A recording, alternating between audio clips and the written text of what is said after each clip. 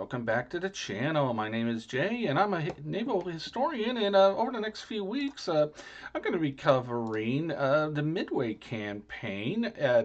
And with that, I do have some very good source material that I'm basing this out of. Of course, there's always the classic volume from Morrison regarding Midway Campaign. But more recently, I do like Craig Simon's The Battle of Midway. This came out about 7, 8 years ago. Let me double check that.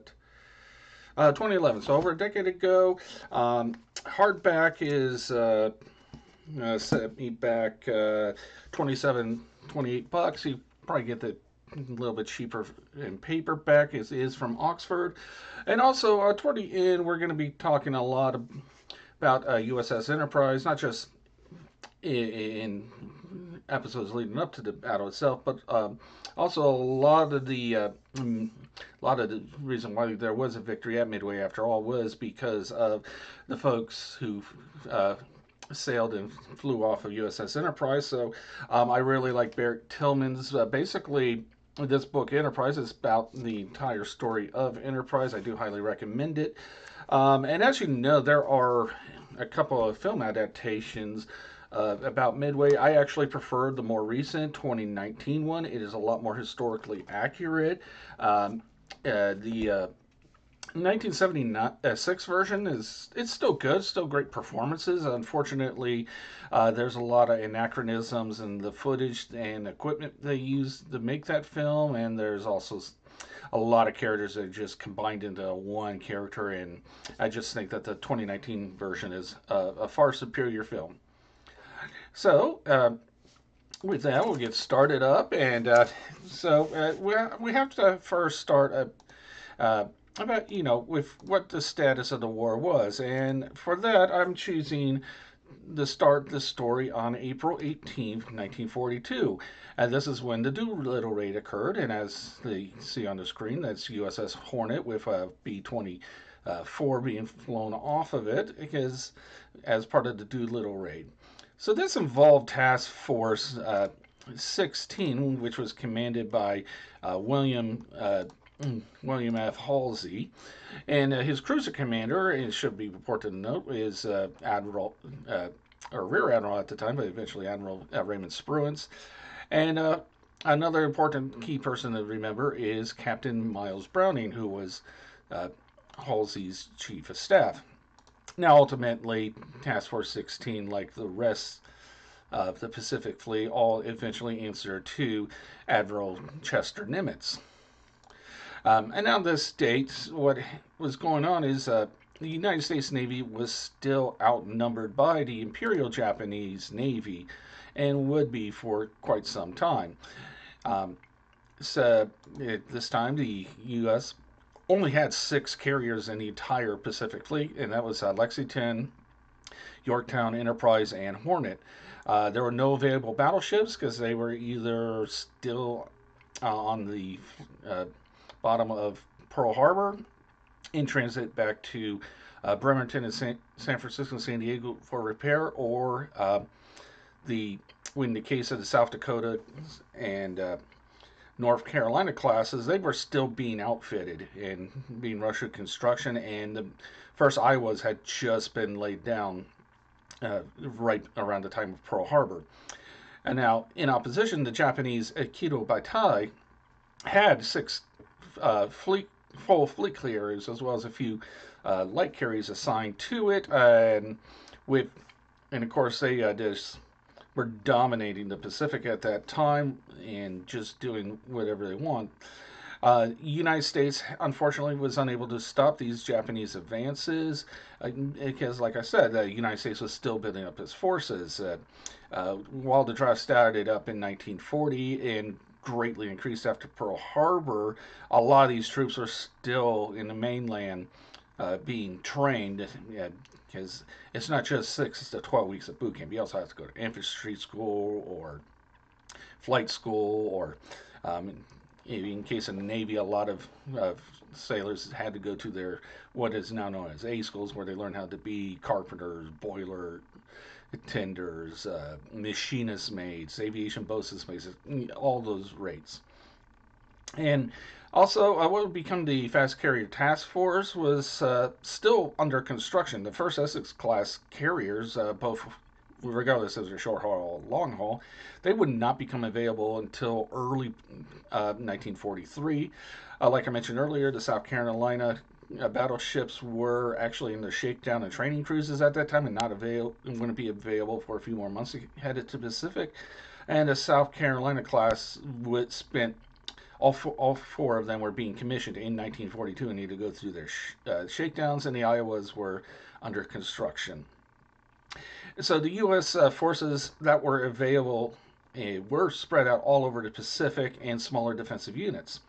And part of this is because a couple of days after Pearl Harbor, Hitler, for whatever reason, opted to declare war on the United States, and which meant that Roosevelt's Europe First agreement with Churchill got prioritized.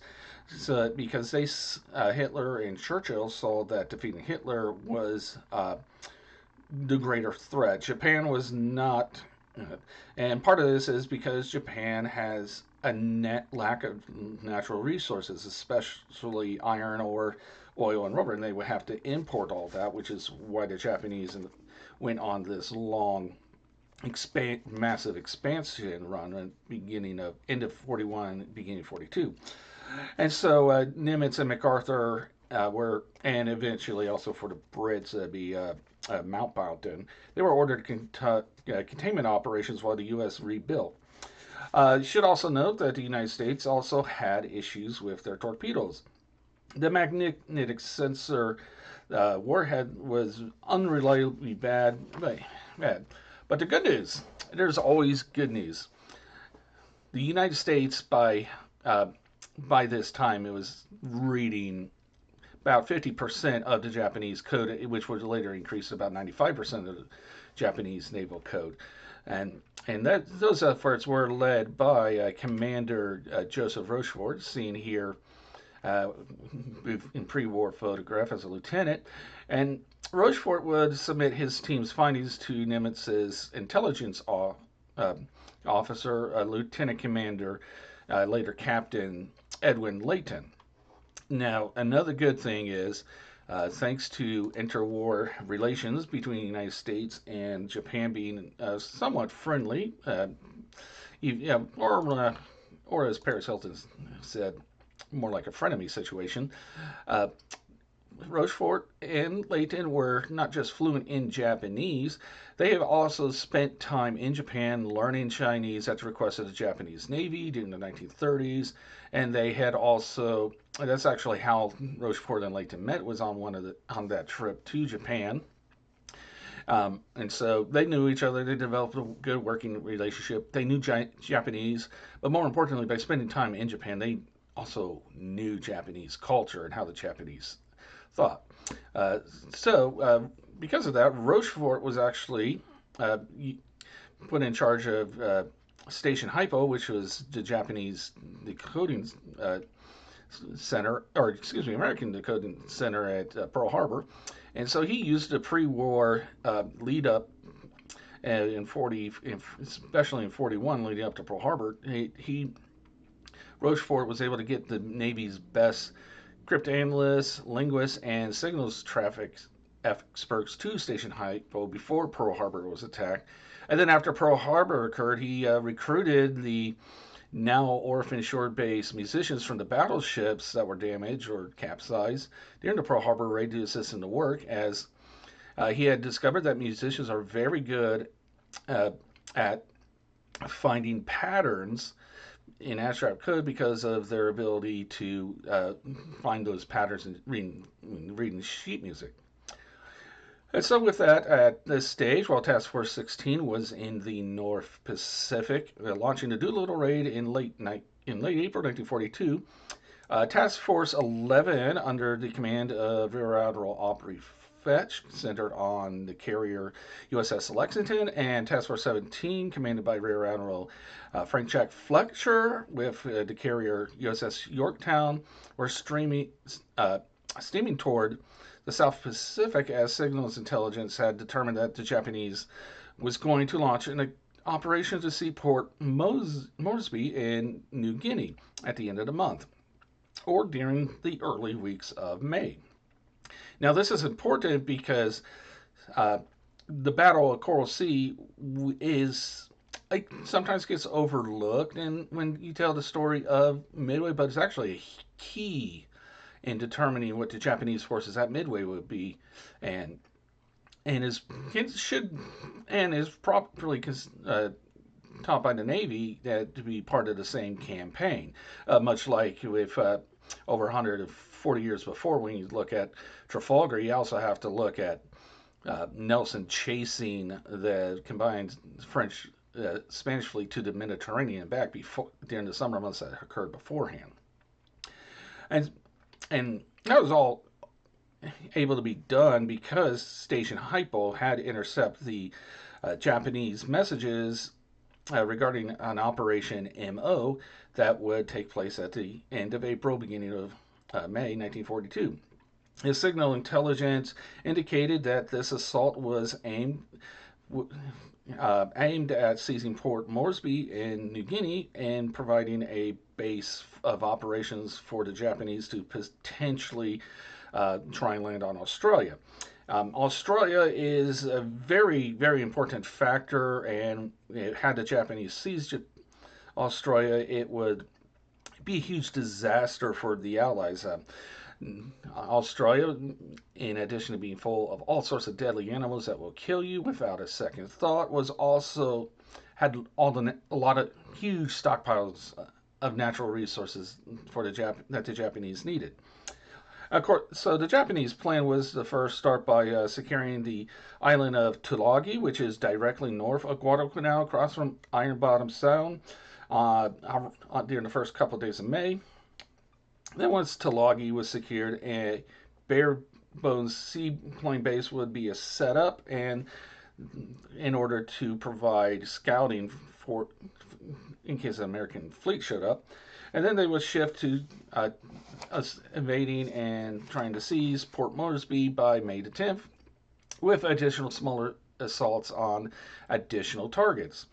So Nimitz, like I said, had task forces 11 under Fitch and 17 under Fletcher deployed to the Coral Sea in late April from their stations in the South Pacific, with Fletcher taking command. Now, uh, Task Force 16 under Halsey it took them basically to the end of April to get back to Pearl Harbor from the Doolittle raid and restock. And Halsey was ordered to depart as soon as his ships were able to replenish to join Fletcher. Now, that is something that's going to be key to remember later. Now, Japan only deployed 2 carriers to support Operation MO, Suikaku and Shukaku, as well as a smaller light carrier. And these are all commanded by Vice Admiral Takeo Takagi.